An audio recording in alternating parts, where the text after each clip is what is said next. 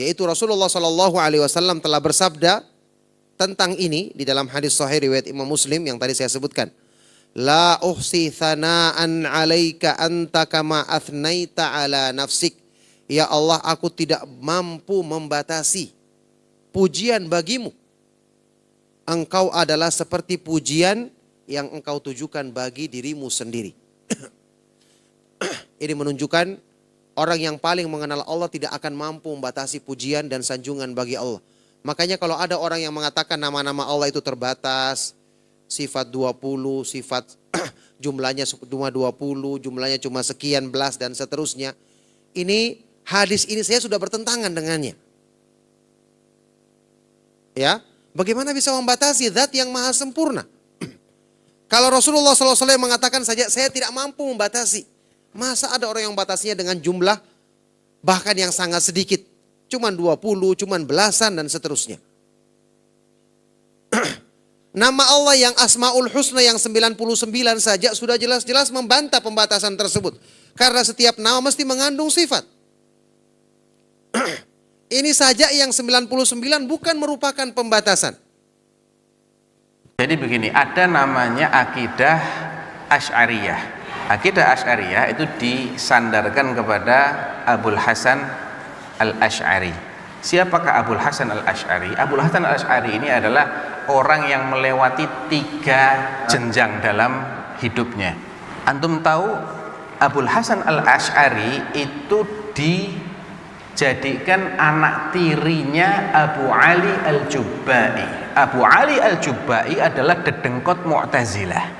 Tokoh Mu'tazilah. Dia menikah dengan ibu kandungnya Abul Hasan. Jadi yang miara Abul Hasan dari kecil ini seorang dedengkot Mu'tazilah. Maka marhalah pertama dari kehidupan Abul Hasan adalah dia terkontaminasi dengan akidah Mu'tazilah. Akidah Mu'tazilah itu dalam bab sifat, dia menafikan sifat-sifat Allah dan hanya menetapkan nama. Jadi nama kosong, nama nggak pakai sifat.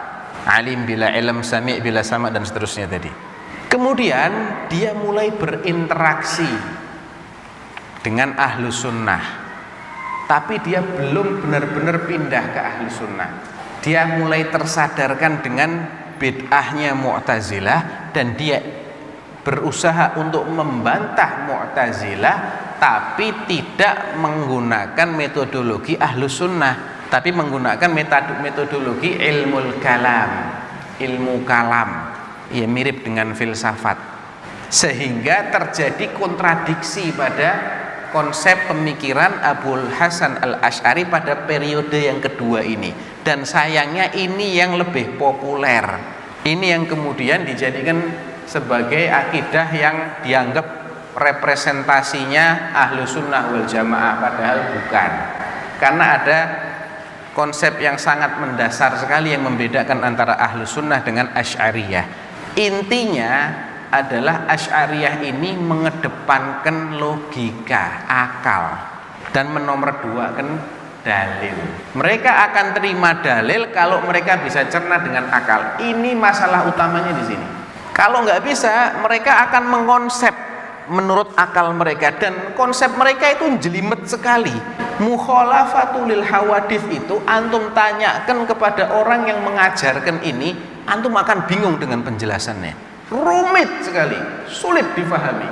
Karena emang bukan dari sunnah, bukan dari Quran, dari filsafat itu dikembangkan. Dan sayangnya ini yang dijadikan sebagai akidah resmi di banyak negeri-negeri berpenduduk mayoritas muslim, termasuk di Indonesia. Saya dulu waktu SD juga belajarnya ini. Tapi setelah saya belajar akidah Ahlus Sunnah wal Jamaah yang sebenarnya alias akidah salaf, baru ketahuan, wah ternyata banyak errornya juga ini konsep ini. Kenapa cuma 20 sifatnya?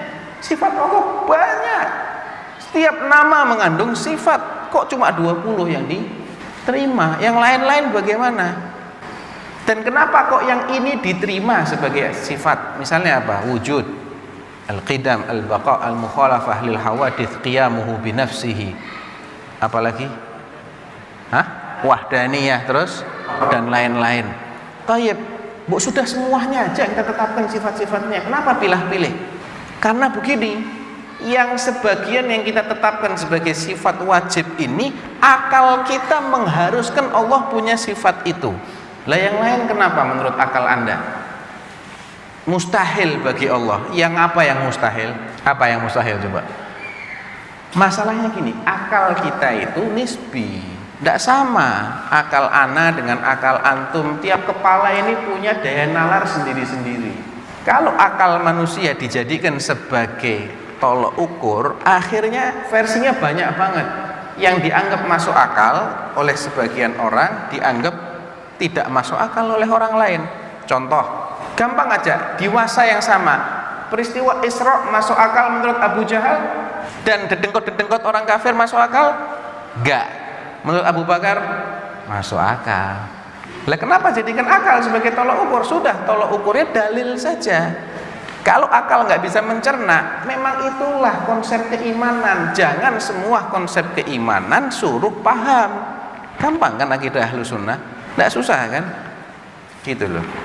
Jadi yang pencetuskan sumbernya dari itu, dari filsafat, dari ilmu kalam. Dan ilmu kalam itu mulai meracuni akidah kaum muslimin seiring dengan diterjemahannya kitab-kitab filsafat Yunani. Itu di masa Daulah Abbasiyah itu marak sekali itu.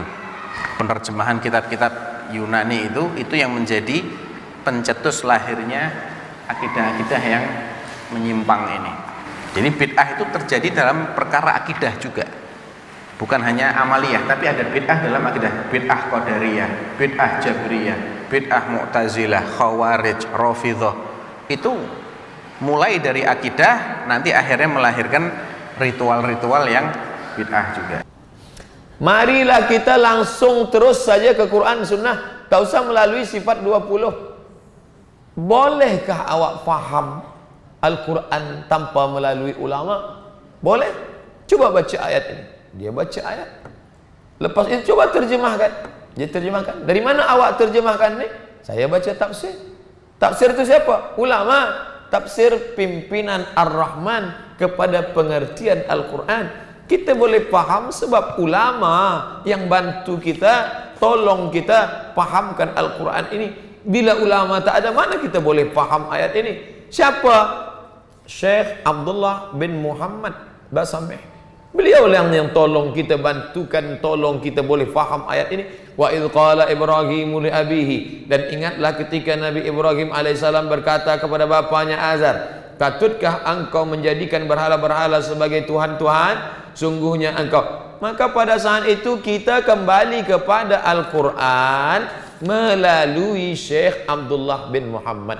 Bila dia tak ada, kita tak boleh faham. Begitu juga dengan sifat Allah. Bagaimana kita mengenal Allah? Melalui Quran. Boleh awak faham Allah melalui Quran saja? Tidak. Datang ulama menyusun. Maka datanglah sifat 20. Wujud, tidak, baqa, mukhalafatul hawadits, qiyamuhu binafsi, wahdaniyah, qudrat, ilmun, ayat, sama, basar, kalam, sifat ma'ani, sifat ma'nawiyah, sifat salbiyah. Maka itu semua ulama yang susunkan. Ulama ini terbagi kepada 3. Ada ulama akidah, ada ulama fiqh, ada ulama akhlak. Ulama akidah, dia cerita tentang Allah, bercerita tentang malaikat, bercerita tentang akhirat, bercerita tentang surga, bercerita tentang neraka. Ini ulama akidah, ulama tauhid. Sedangkan yang kedua ulama fiqh. Dia mengkaji masalah halal, haram, makruh, mubah, fiqh sembahyang, fiqh puasa, fiqh haji, fiqh umrah, fiqh zakat, fiqh muamalah, hutang piutang, gadai menggadai, fiqh nikah, talak, rajak, rujuk, talak 1, talak 2, talak 3. Nah, ini fiqh. Sedangkan ulama yang ketiga akhlak, disebut juga dengan tasawuf. Bagaimana mensucikan hati daripada riya, sum'ah, ujub, takbur, syirik. Lepas bersih hati barulah diisi dengan ridha, tawakal. Maka kita dimanapun mengkaji tak keluar daripada yang 3: akidah, fiqh, dan akhlak. Maka siapa yang ikut kajian sifat 20, maka dia sedang mengkaji daripada ulama. Nah, ini isu-isu yang disampaikan oleh Wahabi tentang sifat 20. Apa kata mereka? Sebagian mereka bilang sifat 20 itu bukan dari Islam. Dari mana? Katanya dari ahli filsafat Yunani. Kata mereka, Ini pelecehan kepada umat Islam, pelecehan kepada para ulama. Mengapa? Para ulama kita ini lebih cerdas daripada bangsa-bangsa sebelum Islam, dan keyakinannya lebih kuat daripada umat-umat sebelum Islam. Keyakinannya lebih kokoh. Gak mungkin mengadopsi dari orang-orang di luar Islam dalam urusan akidah. Gak betul itu. Sama sekali gak betul. Sifat 20 ini dasarnya ya Al-Quran, hadis. Ini yang pertama. Ada lagi orang Wahabi yang bilang, apa kata mereka? Ustadz, kenapa sifat wajib bagi Allah 20? Terus kan Asmaul Husna jumlahnya 99. Kemana yang 79? Apa dibuang? Kata mereka itu berarti membuang sisanya yang 79, karena cuma diambil 20. Ini juga gak betul, karena para ulama Ahlus Sunnah wal Jamaah banyak yang menulis kitab-kitab syarah Asmaul Husna. Imam Al-Ghazali punya kitab namanya Al-Maqsadul Asna fi Syarhi Asma'illahil Husna. Apa kata beliau? Ternyata sifat 20 ini setelah dikaji secara mendalam, Asmaul Husna yang jumlahnya 99, setelah dikaji secara mendalam, isinya bermuara merujuk kepada sifat 20. Memang sifat 20 ini sudah kesimpulan dari 99 Asmaul Husna. Jadi gak benar kalau sifat 20 ini mengurangi sifat wajib bagi Allah. Nah, pertanyaannya, mengapa para ulama kita membangun konsep yang disebut dengan sifat 20? Yang pertama, sifat 20, tujuan para ulama membangun konsep sifat 20, yang pertama mengantarkan kita makrifat kepada Allah. Makrifat itu artinya apa? Makrifat itu artinya kenal. Kita ini kalau kenal dengan orang, saya ini pertama kali ke Riau, ke Pekanbaru tahun 2019. Saya di WA oleh Ustadz Al-Nof dan Ustadz Zulhendri. Entah siapa yang duluan, saya lupa yang duluan. Kiai, saya dari Pekanbaru ingin ke sini. Satunya Kiai ingin mengundang Kiai ke Pekanbaru. Cuma lihat, kenal lewat WA saja. Nah, yang namanya kenal kalau kepada orang, ternyata kenal orangnya. Oh, ini orangnya, Ustadz Al-Nof, Ustadz Zul ini orangnya agak manis, agak cakep lah. Ternyata orangnya masih muda, masih kuat, masih apa itu.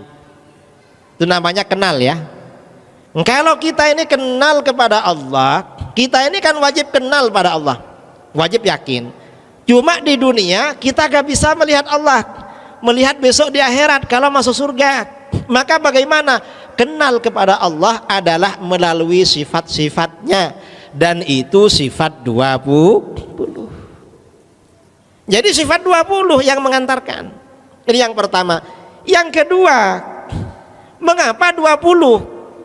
Mengapa gak lebih dari 20? Kata para ulama, sifat 20 ini batas kemampuan akal manusia dalam rangka makrifat pada Allah. Lebih 20 kita gak mampu.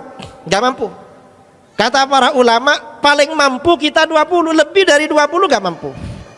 Yang ketiga, mengapa sifat 20? Sifat 20 ini juga merespon penyimpangan aliran di luar Ahlus Sunnah wal Jamaah. Ini yang jawaban, tanggapan, respon. Yang keempat, mengapa sifat 20? Sifat 20 ini jawaban terhadap soal-soal yang mendasar tentang Allah. Kita ini kalau berkenalan dengan orang, siapa namamu? Dari mana asalmu? Tinggal di mana sekarang? Umur berapa sekarang, kerjanya apa? Kan begitu. Sifat 20 itu juga begitu. Sehari semalam kita ini diperintahkan dan dianjurkan beribadah pada Allah. Mau ke masjid baca doa, mau naik masjid baca doa, turun dari masjid ada doanya lagi. lalu singgah di rumah makan, mau minum baca doa, habis makan baca doa lagi, kemana-mana baca doa. Pasti pertanyaan pertama, apakah Allah itu ada? Jawabnya adalah sifat wujud. Sifat wujud. Apa dalil wujudnya Allah? Dijawab oleh para ulama, Allah itu punya sifat wujud. Sifat wujud itu wajib bagi Allah. Karena sifat wujud ini wajib, wujud itu artinya ada. Karena sifat ada atau wujud ini wajib bagi Allah, maka kebalikan dari wujud yaitu adam, tiada, mustahil bagi Allah. Dalilnya mana?